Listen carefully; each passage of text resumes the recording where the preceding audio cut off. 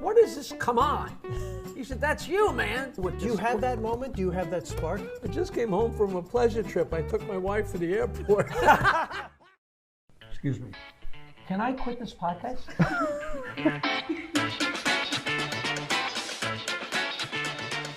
I told Eddie Murphy to stay in college so he'd have something to fall back on. I give great advice. Jackie, how about the lighter side of history? The lighter side. I'm done laughing at my joke. Okay. I know a lot of things and I share them on the podcast and you don't care. What are we talking about? I can't get a word in edgewise on this show. I mean, it's... Here's how we sell it. Okay.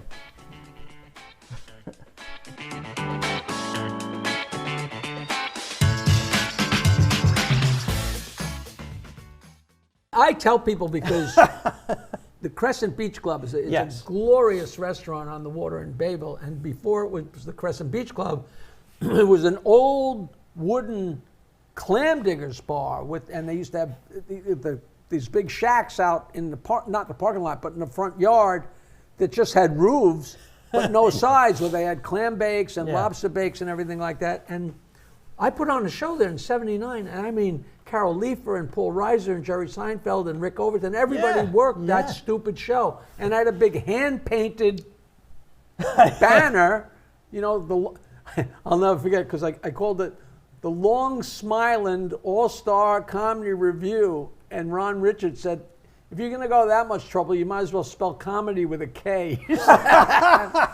And we did the show, and then I went to Fort Lauderdale and did a couple of weeks, and they invited me to go on a Windjammer barefoot cruise. So I went on a cruise for a week, and they shanghaied me and kept me a second. So I'm away for like 3 weeks now.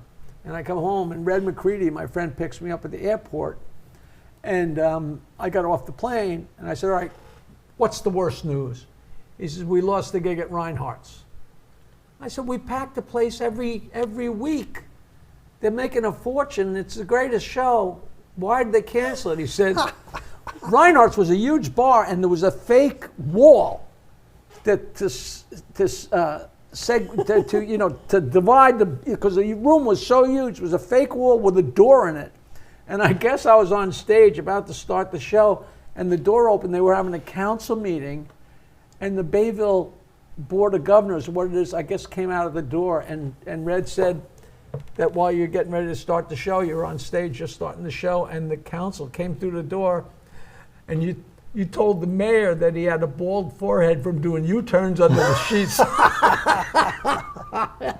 So that was it. I'm like, it's a funny joke. It's a great show. How could he not laugh? I think you told thousands of people that over the years. Oh my God. Vinny, the owner of Neptune Pub, where the band played for 10 years, that's where I stole that joke. Oh.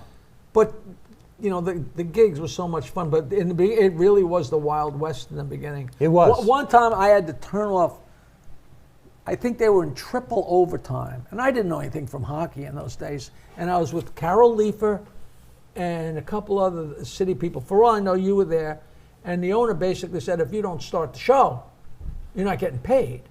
And I knew that I had to absorb and pay, and I climbed up, and these guys are sitting at the bar watching probably the Islanders when they were incredible. They were, and I turned it off.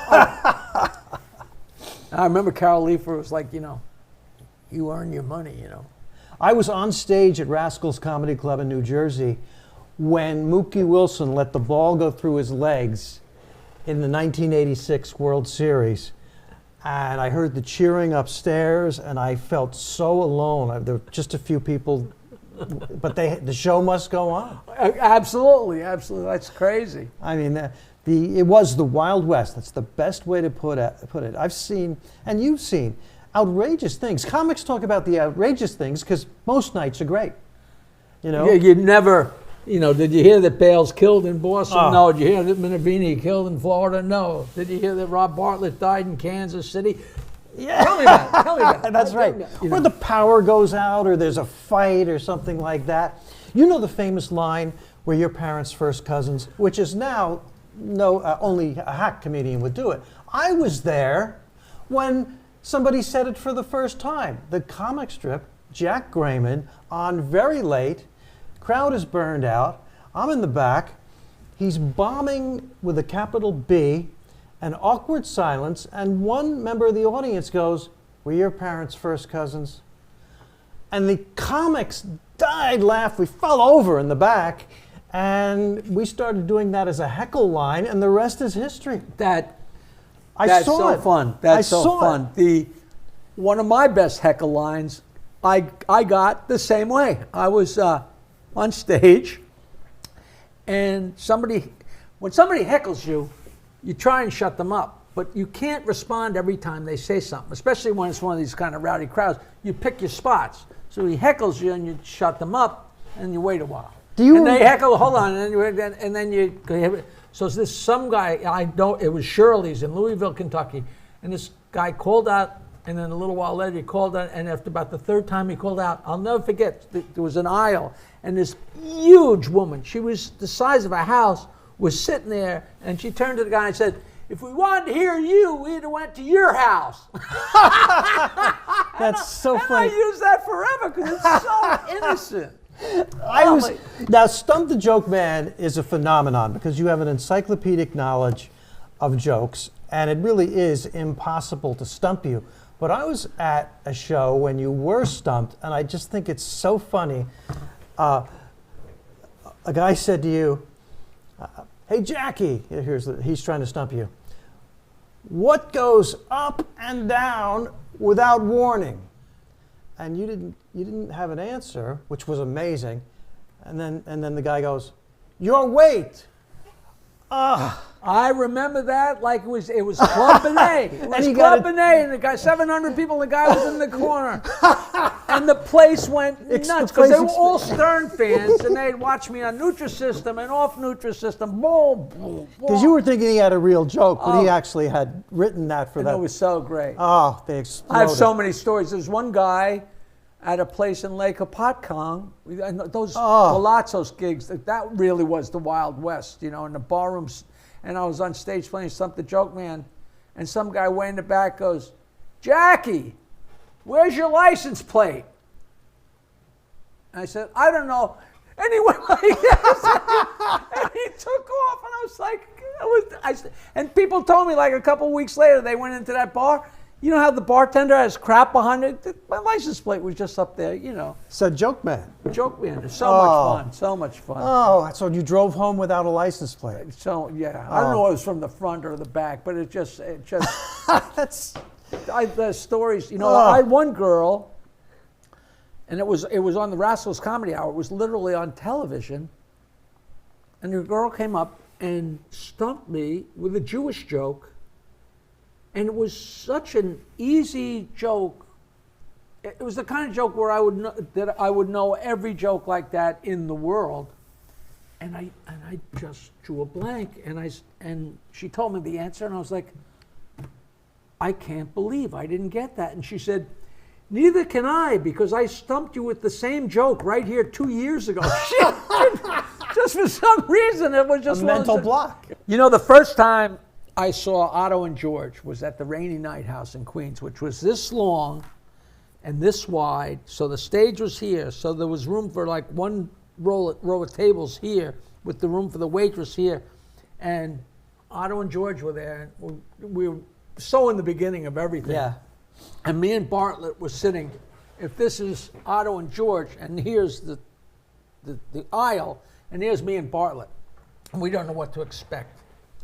And there's like the stage, a row of tables, the aisle, and another row of tables. And Otto and George get up there, and he's got George, and they, "Hello, how you doing?" And we're wondering, and out of a clear blue sky, and this is, you're still naive enough to think that a lot of the stuff people are making up as they go along, and you find out that 99.9% of even the ad libs are ad libs. I mean, I got hundreds of ad libs. Some of them that I started in 1979, but you keep them because they're funny. He was doing an advanced kind of comedy where it was so bad it was good, like The Producers. Right. So bad it was crazy good. over the top. And that's why we went to see him, because it was over the top and so bad it was good. Do you know John Schuller? Sure. So Worked for him a million times. John Schuller is such a nice guy, and Minervini disappeared in the early days and went to Florida for a couple months. And that's where he befriended Jackie Mason, and he wanted to bring in Mason back, and Jackie Mason opened the East Side Comedy Club. It was the opening week of the East Side Comedy Club, and we all took turns opening for him, and it was very exciting. But Minervini has a horrible reputation for taking people's, but who cares? It's his personality. He could read the phone book. He's just being funny. But he came back from Florida, and he's got 20 minutes of this killer show. And we're like, wow, Richie's really on fire. And then like a year later, John Schuller moves to New York or to Connecticut. And all of a sudden he's booked at the East Side. And he starts his act, and we're like, there's Richie's 20 minutes, General Patton and all those. So funny. There are comics who talk about going into a club for a week and they start doing their act. And the guy who was there the week before had stolen so much stuff from them that they go, hey, you're doing Joey's act. No, it's my act. I'll tell you a story that happened so long ago that there was still a phone in the comedy condo in Fort Lauderdale. Think about how long ago that was, because there was only a phone there for 5 minutes. And I think it was the first time I ever worked there, or the second time I ever worked there, and I'm brand new, and I'm so thrilled to be on the road because I'm so new. And the only reason I got the gig is because I had brought Rodney Dangerfield there when you guys were there. So I'm sitting there, and the phone rings. I'm there with Adam Leslie. The phone rings. I say, hello, and this is Mark Schiff. And completely, for no reason at all, I say, oh, Mark, that's really funny that you'd call. We're just sitting around trying to decide who's going to do your act tonight. And he says, that's why I'm calling. Is Adam Leslie there? Adam had been at Yuck Yucks, had to do a second or third show, didn't have the material, and did what he remembered of Schiff's act, and he didn't know Schiff. And Schiff came in the next week, and people, that's Adam Leslie's act. And you said, I didn't need, the classic thing of all time is when the guy's on the phone and you don't hear, you just hear, but oh God. That's probably the origin of what I brought up. I probably heard that from you. Oh, it's so funny. Oh, it's so just funny. Amazing. I never get sick of it. So the bottom line of this interview, if that's what we're calling it, is, we're doing a benefit very soon for an old comic friend that is having some medical problems. And I always wonder, if you and me and Bartlett sat like this on stage and told these stories, do you think the crowd would like it, or do you think that... I think this show is going to find an audience, definitely. I think it'd be gold, right? I think it would too. Absolutely. But the bottom line is, this stupid show that I'm doing, it's just an excuse for me to talk about myself a little bit, but it's a whole different thing when we're both talking, when we have similar things. But that's so cool.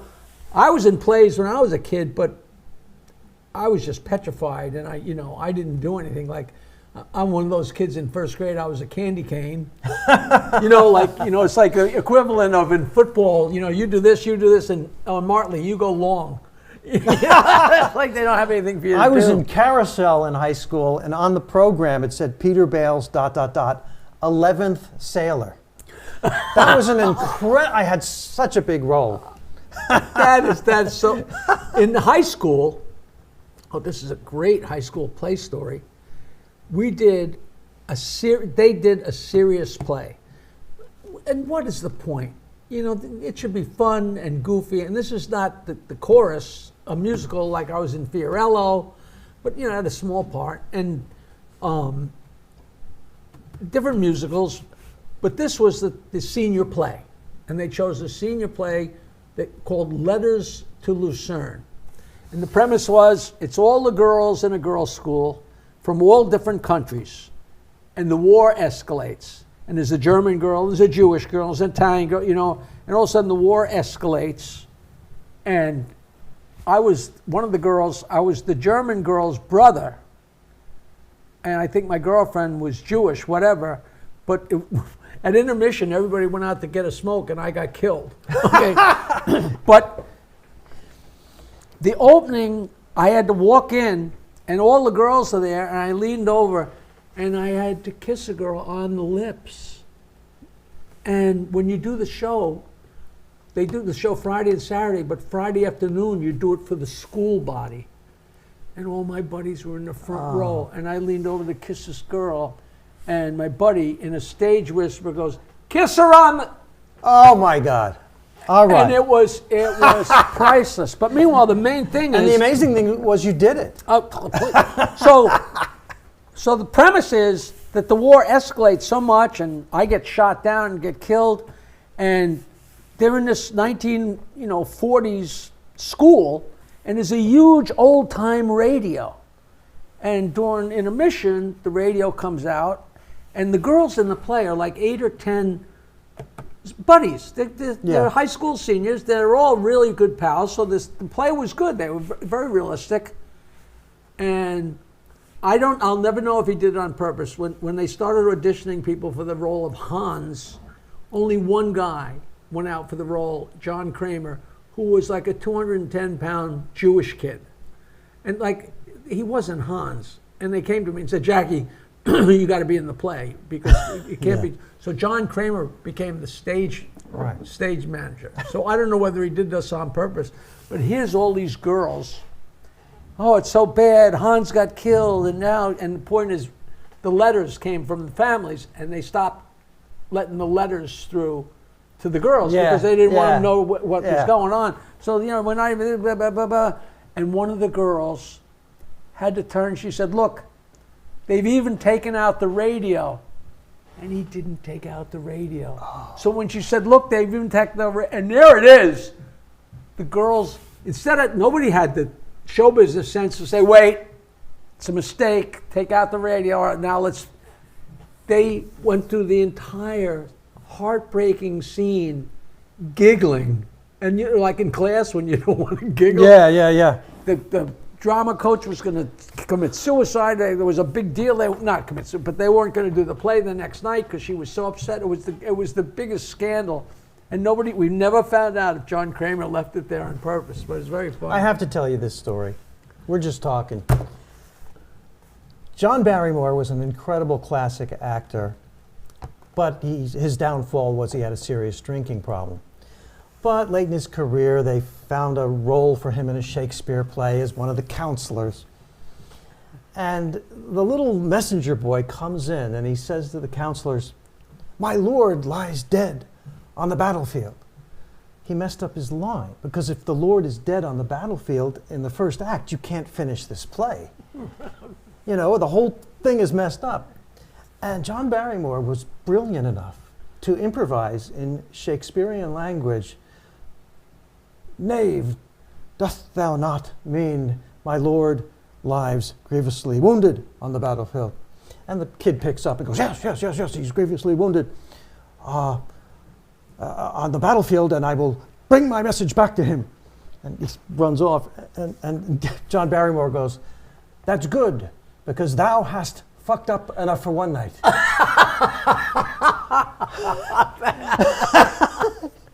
That's just classic. That's a classic story. And when things happen like that, there's people in that, somebody has been telling that story to the people that they know. Yeah.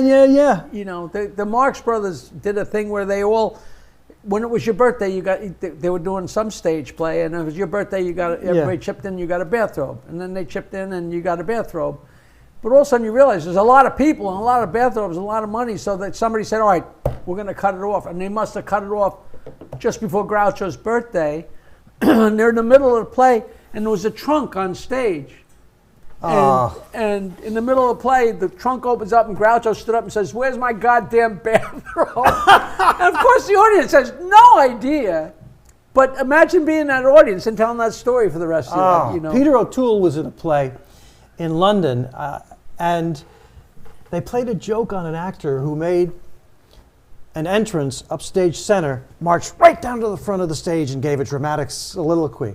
And what they did was, They measured a fishing hook and a line exactly perfectly so that when he went down to the center stage to give his soliloquy, marched down there, it was perfect to pull his wig off. They put the hook on him on his wig, right before he made his entrance, and he walked down perfectly, and the wig goes flying off. I love. That's just fun. I mean, it's just silliness. You cannot get enough of it. You can't. I love it. I love it.